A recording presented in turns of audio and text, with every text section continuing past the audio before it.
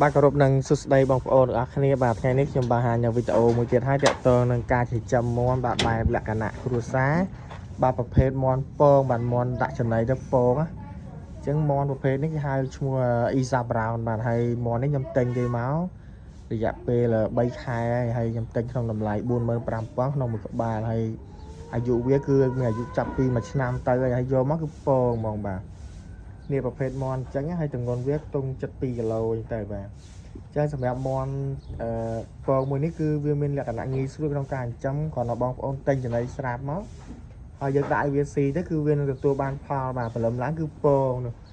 នេះបងប្អូនឃើញពងវានេះពងវានេះពងវាមួយព្រលឹមឡើងបើកជាមកឃើញពងតោះអញ្ចឹងបងប្អូនមើលមុខវាមើលទៅលយណាហើយមាន់ហ្នឹងចេះណាវាដូចយើងហៅវារត់មកហើយយើង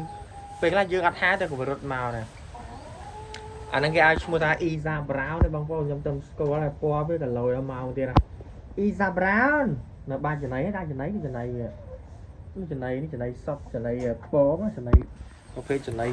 ពងចាក់ទីផ្សារហ្នឹងហើយចំណៃវាមានពោតមានសតែកមានអីស្រាប់អញ្ចឹងណាបងប្អូនហើយមើលទៅវាសាំងនឹងមនុស្សឥឡូវទៅមើល